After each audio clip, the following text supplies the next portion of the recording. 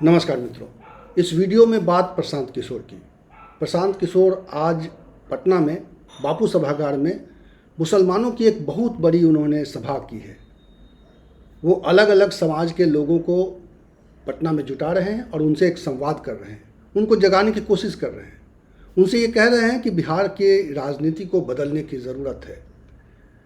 वो अपने अनुभवों को साझा करते हैं और एक उम्मीद जगाते हैं कि बिहार में राजनीति में बदलाव किया जा सकता है, बहुत बड़ा बदलाव किया जा सकता है। लालू और नीतीश कुमार की राजनीति से अलग, भारतीय जनता पार्टी की राजनीति से अलग कुछ नया किया जा सकता है। उनके प्रयोग को राजनीतिक पर्यवेक्षक बड़े गंभीरता से देख रहे हैं। हालांकि आलोचक उनकी आलोचना भी कर रहे हैं, कह रहे हैं कि वो कामयाब नहीं हो पाएंगे, लेकिन प्रशांत किशोर की कोशिशें लगातार ज़मीन पर दिखाई दे रही है। और उन्होंने आज जब मुसलमान समाज के साथ एक कन्वर्सेशन किया, एक उनके साथ संवाद किया, तो उन्होंने खुलकर बातचीत की। उन्होंने कहा कि मुस्लिम समाज से अगर मुझे समर्थन मिलता है तो इसमें मुस्लिम समाज का भी भला हो सकता है। देश में इस वक्त जो राजनीति चल रही है, भारतीय जनता पार्टी और संघ जिस तरह से मुस्लिम समाज के प्रति आक्रामक हो रहा है, उसमें वो संघ से लड़ने की तरकीब बता रहे हैं, संघ से लड़ने का फार्मूला दे रहे हैं। और उन्होंने मुसलमानों को MY समीकरण के खिलाफ एक नया फार्मूला दिया है, वो इस वीडियो में आप देख सकेंगे। मैं प्रशांत किशोर ने और क्या क्या कहा है वो मैं उसके डिटेल्स में जाने के बजाय मैं चाहता हूं कि प्रशांत किशोर ने जो बातें की हैं, उन्होंने करीब 40-45 मिनट तक संवाद किया है। इसके अलावा मुस्लिम समाज से आए हुए लोगों ने भी उस बैठक को संबोधित किया है। लेकिन प्रशांत किशोर ने किन मुद्दों पर कैसे उनसे बात की है और कितनी खरी खरी बात की है। उन्होंने ये भी कहा है कि अगर मुस्लिम समाज हमारे साथ नहीं आने का फैसला करता है तो ये उनका फैसला है, लेकिन हम जब चुनाव जीत जाएंगे उसके बाद उनके पास फिर आएंगे। तो बहुत सारी बातें हैं प्रशांत किशोर ने जो इस आज के कार्यक्रम में कही है, वो मैं आपके सामने हूबहू रख रहा हूँ। उसके खास हिस्से हैं और आप इससे समझ सकते हैं कि बिहार में किस तरह की राजनीति चल रही है। हमारे लिए आप किरासन तेल नहीं है, आप हमारे लिए जन सुराज के लिए किरासन तेल नहीं है। लालटेन में आप जल रहे हैं, रोशनी कहीं और हो रही है। जल रहा है आपके बच्चों का भविष्य, रोशनी कहीं और हो रही है। तो मेरे भाई जगिए और इस तरह के मशवरे गांव-गांव में, ये मशवरे की मजलिस, इसका आज आगाज कर रहे हैं। गांव-गांव में, पंचायत में जाकर लोगों को ये बताइए, क्योंकि ये बात पैगंबर साहब ने कही कि मां की गोद से कब्र तक इल्म हासिल करने के लिए जरूरत पड़े तो चाइना भी जाओ। आप तो बापू सभागार में आए हैं, आपके अपने समाज में बच्चों के राजनीतिक इल्म की व्यवस्था करने की जिम्मेवारी जनसुराज की है। अगर उसमें क्षमता है तो उसको चुनाव लड़ाने की गारंटी भी जनसुराज की है। और अगर जनसुराज से प्रशांत किशोर चुनाव लड़ा रहे हैं तो 10 वर्ष में आपने देखा है, एक बार जिसका हाथ पकड़कर हमने चुनाव लड़ाया है, जीतना हारना तो ऊपर वाले के हाथ में है, लेकिन लिख कर रखिए कि अगर चुनाव लड़ाएंगे तो सामने वाले का दांत खट्टा करके दिखाएंगे। अभी तक आप ये जानते हैं कि अगर भाजपा को हराना है तो MY समीकरण चाहिए। यही आपको बताया गया है पिछले 30 साल में। MY समीकरण होगा तो उससे हम लोग भाजपा को हरा देंगे, लेकिन उस सारे समीकरण से आप भाजपा को अभी तक नहीं हरा पाए। ऐसा क्यों? ऐसा इसलिए कि अब MY समीकरण कहीं बचा ही नहीं है।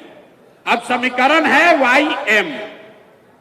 जहां Y खड़ा होता है वहां पर मुकम्मल M समाज के, मुसलमान समाज के लोग उसको वोट देते हैं। लेकिन जैसे ही मुसलमान खड़ा होता है तो आधे से ज्यादा Y समाज के लोग हिंदू मुसलमान के नाम पर जाकर भाजपा को वोट देता है। अब तुरंत कोई कहेगा कि ये तो यादव लोग हमको धोखा दे रहे हैं। नहीं, ये यादवों की गलती नहीं है। अगर ये समीकरण आप सवर्ण के साथ, ब्राह्मण के साथ, दलित के साथ, कुशवाहा के साथ बना लीजिए तो भी यही होगा।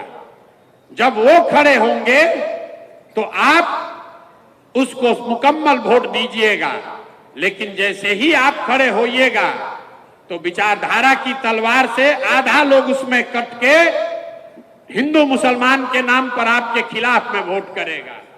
ऐसा क्यों है?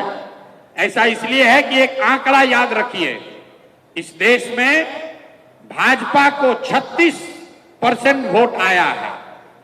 इस देश में हिंदू रहते हैं 80%। ध्यान से इसको सुनिए, 80% इस देश में हिंदू रहते हैं और भाजपा को 36-37% वोट आया है। इसका मतलब है कि करीब करीब आधे हिंदू आज भाजपा को वोट नहीं दे रहे, भाजपा को वोट दे रहे हैं। जो लोग भाजपा को वोट दे रहे हैं वो किसी एक जाति के नहीं हैं, वो सभी जातियों में हैं। इसका उदाहरण देखिए, बिहार में भाजपा को मोदी जी को वोट पड़ा है, लेकिन मोदी जी के जाति का कोई आदमी बिहार में नहीं रहता। वो लोग जो मोदी और भाजपा को बिहार में वोट देते हैं वो हिंदू मुस्लिम के विचारधारा से प्रभावित होकर उनको वोट देते हैं। इसी आंकड़े में आगे का रास्ता छुपा हुआ है। आपको समझना यह है कि वो कौन आधे हिंदू हैं जो भाजपा को आज वोट नहीं कर रहे। कभी कभी आप लोग उसको खोजने की कोशिश करते हैं तो किसी को वो यादव दिखता है, किसी को कुशवाहा दिखता है, किसी को दलित दिखता है। मैं आपको बता रहा हूं वो कौन हिंदू है जो भाजपा को वोट नहीं कर रहा। जो हिंदू गांधी जी की विचारधारा को मानने वाला है वो आज भाजपा के आज के विचारधारा से इत्तेफाक नहीं रखता है। जो हिंदू अंबेडकर, बाबा साहब अंबेडकर की विचारधारा को मानने वाला है वो भी भाजपा को वोट नहीं करता है। जो हिंदू कम्युनिस्ट विचारधारा को मानने वाला है वो हिंदू भी भाजपा को आज वोट नहीं करता है। और जो लोग जयप्रकाश और लोहिया के समाजवाद को मानने वाले हैं वो भी भाजपा को वोट नहीं करते हैं। तो इन चार विचारधारा के मानने वाले हिंदुओं को अगर आप इकट्ठा करें तो वो करीब करीब आधे हिंदू हुए। तो राजनीतिक सफलता का जो मंत्र है ये विचारधारा के आधार पर इन चार विचारधारा के मानने वाले हिंदुओं के साथ अगर 20% मुसलमानों का सामाजिक राजनीतिक गठजोड़ बना दिया जाए तो आप हुए 60, भाजपा हुई 40 और पूरा मुकम्मल उनको राजनीतिक शिकस्त दी जा सकती है। इसी विचारधारा पर, इसी फॉर्मूले पर यह जन सुराज की नींव रखी गई है कि जाति के आधार पर नहीं, धर्म के आधार पर नहीं, विचारधारा के आधार पर जो लोग आज भाजपा से लड़ना चाहते हैं उनके साथ सामाजिक राजनीतिक गठजोड़ अगर मुस्लिम समाज के लोग बना दें तो आपको हर चुनाव में सफलता मिलनी ही मिलनी है। यहीं पर ओवैसी साहब जो कह रहे हैं और जनसुराज जो कह रहा है यही फर्क है। ओवैसी साहब ये कह रहे हैं कि मुसलमानों को अपने पैर पर खड़े होकर अपना राजनीतिक वजूद बनाने के लिए लड़ाई लड़नी चाहिए। जनसुराज ये कह रहा है कि मुसलमानों को अपने पैर पर खड़े होकर अपना राजनीतिक वजूद बनाना चाहिए, लेकिन अकेले नहीं, उन आधे हिंदुओं के साथ करना चाहिए जो विचारधारा के आधार पर आपके साथ चलने को तैयार है। तो अगर संघ की विचारधारा से लड़ना चाहते हैं तो उसका एक ही हथियार है, महात्मा गांधी की विचारधारा को पुनर्जीवित किया जाए। वही एक धारा है, दूसरा कोई उपाय नहीं है। तो जनसुराज वही प्रयास है। महात्मा गांधी की विचारधारा को फिर से पुनर्जीवित किया जाए, जिसमें गांधी, अंबेडकर, कम्युनिस्ट और समाजवाद को मानने वाले लोग मुसलमानों के साथ मिलके सामाजिक राजनीतिक ऐसा गठजोड़ बनाए जिसको कोई चुनाव में हरा नहीं सकता है। अगर आपने तय किया, आपने अपना कंधा लगाया, तो निश्चित तौर पर यह लड़ाई हमारे लिए थोड़ी आसान हो जाएगी। लेकिन अगर आप तय नहीं कर पाए, आपने हमको साथ देने का भी मन नहीं बनाया, तो भी आपसे हमको कोई शिकवा शिकायत नहीं है। जीतने के बाद आपको फिर से निमंत्रण देंगे, फिर से बुलाएंगे और फिर से आपसे आग्रह करेंगे कि हमारे साथ चलिए। उस समय भी आपको साथ लेकर चलेंगे। फर्क बस इतना है कि जब चुनाव जीतने के बाद आपको बुलाएंगे, तो ये जो 2 बरस आपने कंधा नहीं लगाया, इसका आपसे हर्जाना पूरा वसूलेंगे। तय आपको करना है। अभी साथ में चलना है, लब्बैक अभी कहना है कि चुनाव के बाद कहना है? लब्बैक अभी कहना है कि चुनाव के बाद कहना है? जरा एक बार हाथ उठाकर बताइए। हाथ उठाकर जिसको लब्बैक कहना है बताइए, खड़े होकर बताइए। लब्बैक कहने को तैयार हैं?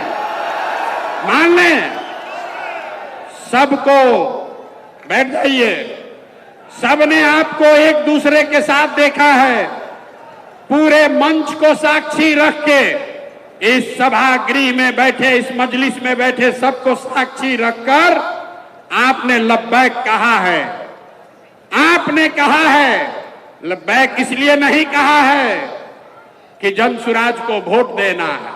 लब्बैक इसलिए कहा है कि हम लोग मिलके वो व्यवस्था बनाएंगे कि अपने बच्चों के साथ इंसाफ कर सके।